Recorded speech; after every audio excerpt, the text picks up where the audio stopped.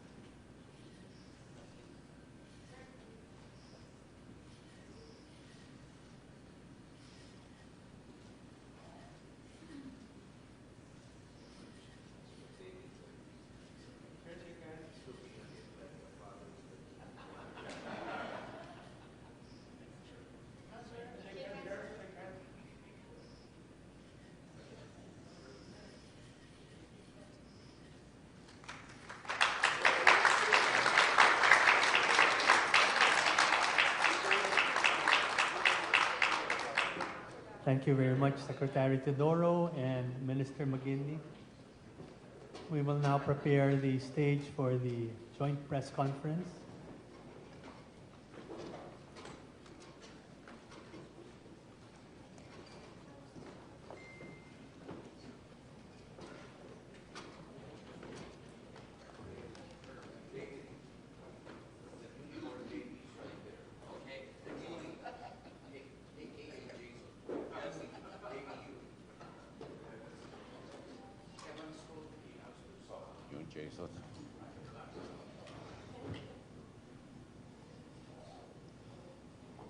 You have to come to my office Minister now. McGuinty to give his opening statement, to be followed by Secretary Teodoro.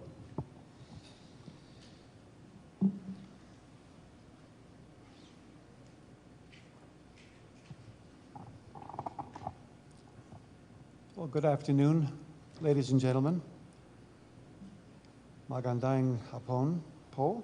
I think I have that right. Magandang hapon po. Secretary Teodoro, members of the Armed Forces of the Philippines, colleagues and friends, it's an honor to join you here in Manila to mark the signing of the Status of Visiting Forces Agreement between Canada and the Philippines. Today is a great day for both of our nations. It's a day that we declare our commitment to deepening our defense cooperation. A commitment to build on the productive and beneficial partnership that we already enjoy. A partnership that stretches back 75 years.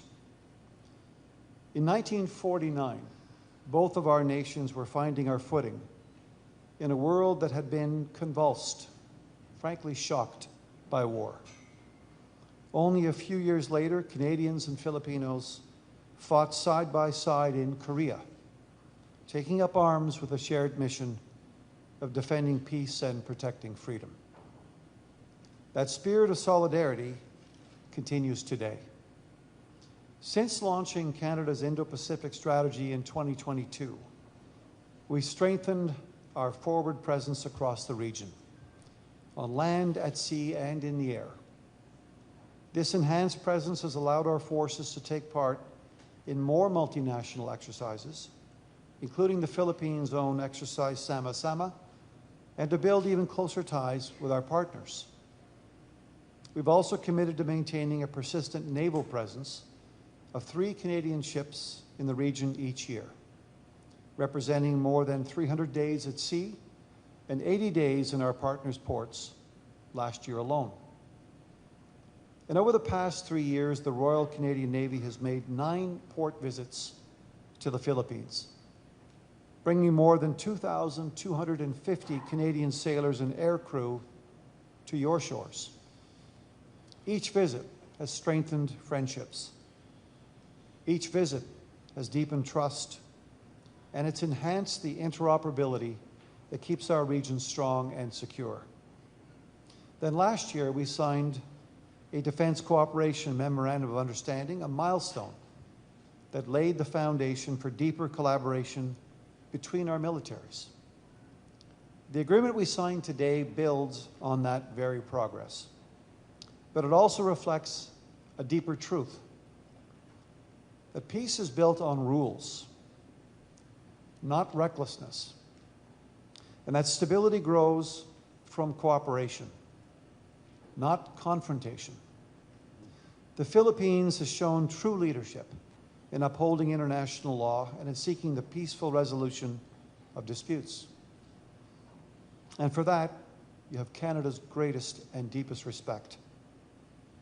We are proud to deepen our partnership with a country that courageously acts on those values, not just in words, but through your dedicated work toward regional peace and security. We share that dedication not only because of what we stand for, but because of our common perspective on the world, our shared outlook on the world. Canada and the Philippines are both Pacific nations, shaped by the sea, connected by it, sustained through it. Like ships that sail in close company, our nations will move forward together, distinct but aligned and guided by purpose. Today's signing draws our ships even closer together, but we will not be anchored in place. We will raise our sails, the sails of 2 proud nations, charting a course toward a more secure and a more prosperous future. This signing is not the end of an effort. It really is just the beginning of a journey, one of deeper cooperation, greater understanding, and enduring partnership between our 2 great peoples, our militaries, and our nations. Thank you so much for receiving me. Thank you very much for the hospitality.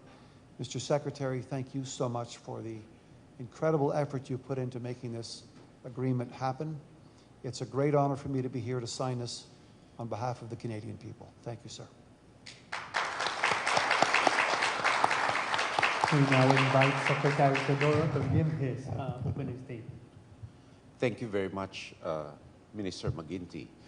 And I must credit Minister McGuinty for taking the time and the effort to come here today in spite of a busy parliamentary calendar schedule in order to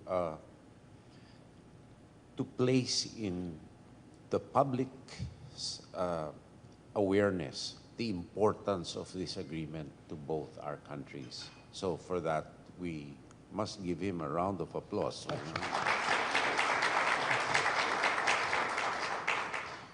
I believe that this agreement is a product of true convergence. First, our leaderships, from President Marcos, who, as Minister McGuinty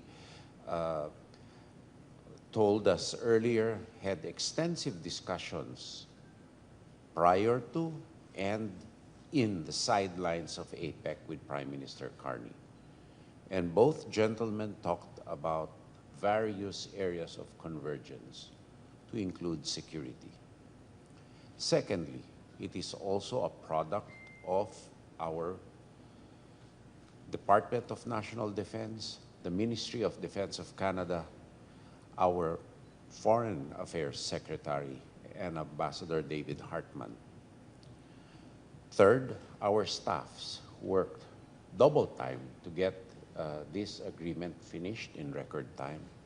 And finally, the most important ingredient, no, second to the last, are our people-to-people exchanges and the will of the Filipino people, both here and in Canada, and the people of Canada who view the Philippines as a natural partner in moving forward in both the security domain, the economic domain, and in other domains, not only to respond to current issues, but also to have a partnership of common development to face the challenges of the future. From economic development to cybersecurity to humanitarian assistance and disaster response, disaster risk reduction and resilience, Canada and the Philippines share a lot of common interests. However, underpinning the SOVA is the foundation on which it is built. It is to preserve the international order as a rules-based international order, respecting the sovereignty and dignity of not only states, but also of its people as human beings with the rights and the freedoms that they enjoy. And a state can only prove that it is serious in protecting international law if it protects the rights of its own people.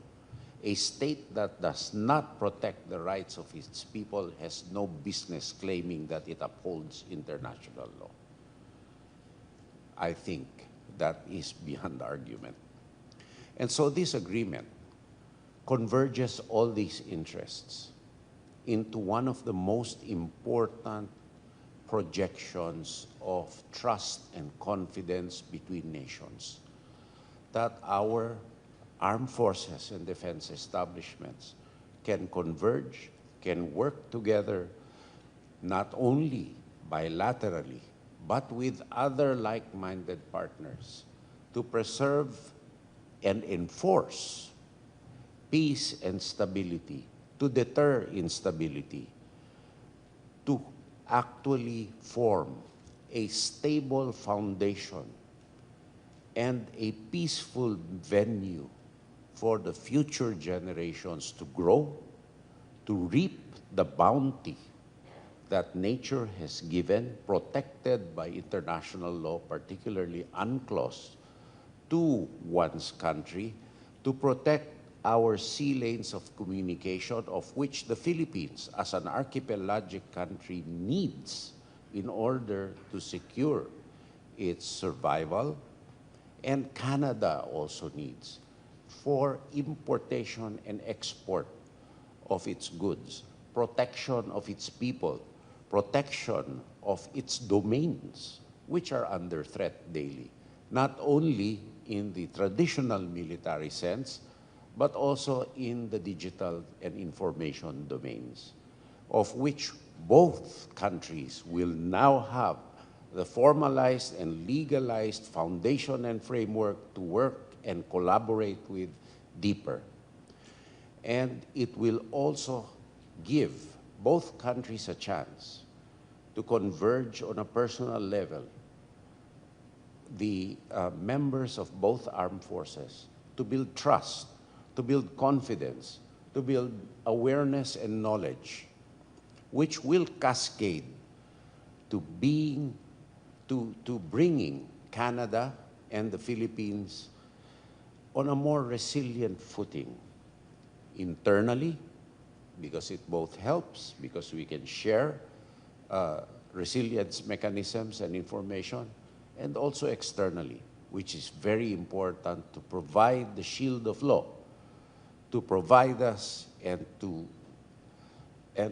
shroud us, to provide a shroud against those forces that we may exist now, that we want to disrupt the way of life and our peace, stability, and security, but more importantly, to have a framework of predicting, preventing, or responding to the threats of the future which we may not know now.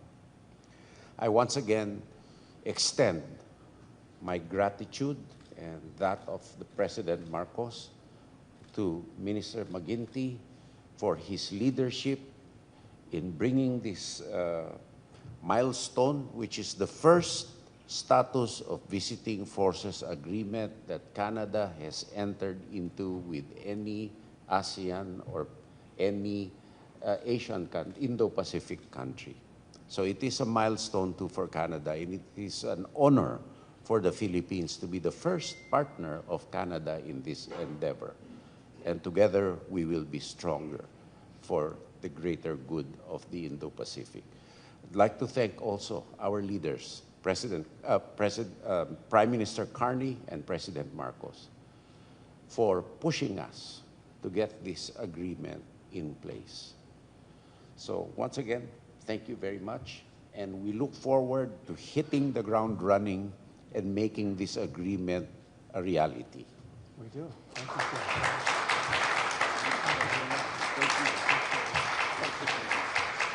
Thank you very much, sirs. We will now proceed with the joint press conference. We now call on Joe Banahan of the ABS-CBN to give his question. Good afternoon, Secretary Teodoro and Minister McGuinty. Hello, Joe Banahan from ABS-CBN. To Secretary Teodoro, when is this SOPA going to take effect, and do we need to have this ratified by the Senate, or are we going to expect joint drills anytime soon? No, we need to have it ratified by the Senate as insofar as our Constitution is concerned. So what will happen right now is we get the President's, it is ratified by the President actually, and then that ratification is concurred in by the Senate. So we get the Senate's concurrence, and we will work on this very quickly. Just a follow-up question, how is this defense deal different from other BFAs that we have with other countries? The difference will be in the specific, shall we say, specializations that we each have, and the experiences, distinct experiences of our armed forces and the way they are structured.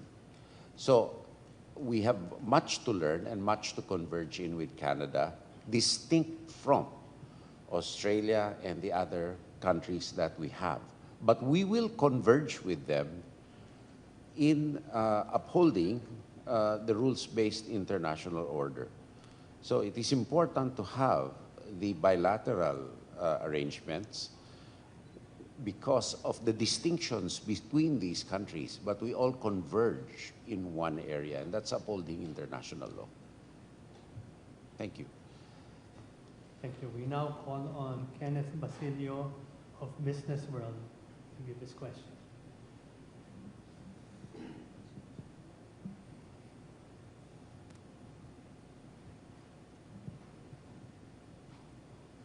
Good afternoon, Ministers. The first part of my question is addressed to Secretary Teodoro. So, U.S. Defense Secretary Pete Hegseth last week unveiled a task force aimed at supporting the Philippines' deterrence efforts in the South China Sea. How would the task force specifically go about in helping Manila deter Chinese aggression in the waterway? And how would the task force influence the balance of power in the South China Sea? And for the second part, for Defense Minister McGuinty, is Canada also looking at a similar task force once the VFA with the Philippines takes effect? Thank you. I'll answer a bit of both. The Task Force Philippines was unveiled by both Secretary Hegseth and myself.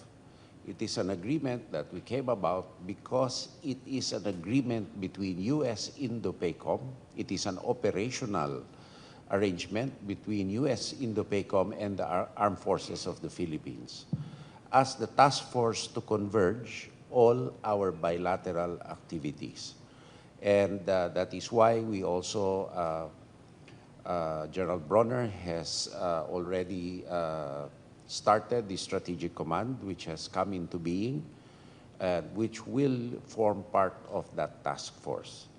But as we said, a task force, we use the term task force. A task force has a specific mission, and that mission role is to converge with our resilience, both internally and externally, and it is a, shall we say, an efficiency mechanism to funnel all the activities. So we can we do not only converge in deterrence, but we also converge because of the frequency of natural calamities that have beset us. This task force will put more regularity into an immediate and quick response to the natural calamities that we are facing. Secondly, it is a function of the Mutual Defense Treaty, not the Visiting Forces Agreement. All these task forces are under the different articles of the Mutual Defense Treaty which we have with the United States. That is the basis of the task force. It is nothing new, but an operating agreement between General Bronner and Admiral Paparo raised up to our level. And upon the, shall we say, permission, with the permission of both President Trump and President Marcos.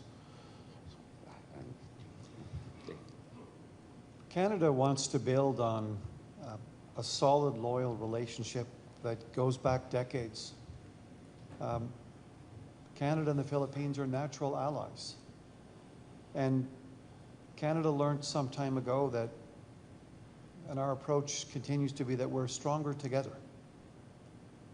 And so the notion of moving forward with a task force is a positive one. It's a good one. We see that increasingly it's about strategic partnerships like this, where two like-minded nations steeped in the same values can go forward and support each other and share and learn from each other. And as the Secretary and I discussed a moment ago, or a few minutes ago, the breadth of that partnership is expanding. We'll be moving forward on training fronts, on exchanges with our military colleges, information sharing, understanding of cyber and cybersecurity. The Secretary was mentioning the incredible work that he and his team has done on new cyber standards for the Philippines. We're all contending with these challenges.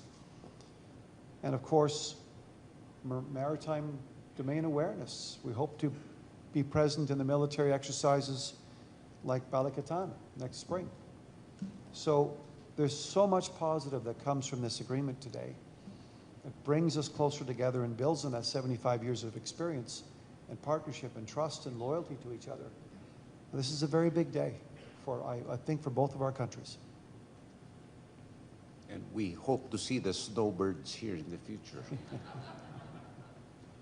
Well, there's two kinds of snowbirds, Mr. Secretary. The CL-44 Yeah. snowbirds, yeah. The original ones. They're the snowbirds who, the planes, and then there are the Canadians who leave the winter. No, the snowbirds who fly no, away out of the okay, cold. both, Yeah. both, They'll be here. both. They'll be That's here. why Air Canada is That's increasing its exactly frequency. right. Now that we've expanded our flights, direct Yeah. flights to Manila, we'll be here. Up next, we have Patrick De Jesus of PTV News. Good afternoon. The Philippines recently held 2 days of naval drills in the West Philippine Sea with New Zealand, Australia, and the United States. And the Chinese military once again called the Philippines as the troublemaker in the region by inviting what they call non-regional parties. For Secretary Teodoro, how would you like to respond to this statement, and if Minister McGuinty would also like to give his reaction? All right. I think that statement is indicative of the regard of China for international law. those exercises were held in open seas, in the high seas, where there is freedom of navigation and no one country controls that area. So if China makes that statement that you invite an outsider in the open sea area, then it is indicative of how it views international law. So are they saying that they own the area, or they have exclusive jurisdiction and sovereignty over the high seas? Are they saying that? If they say that, then you have your answer, how they regard international law, which is precisely why these kinds of activities have to continue to uphold international law. And it's not only in the seas, but also in the airspace. We see what they did to Australia in an international airspace with the P-8, where there was a dangerous maneuver by the Chinese. So if China feels that it is an intrusion on an area which under international law is a common area, then we refute that.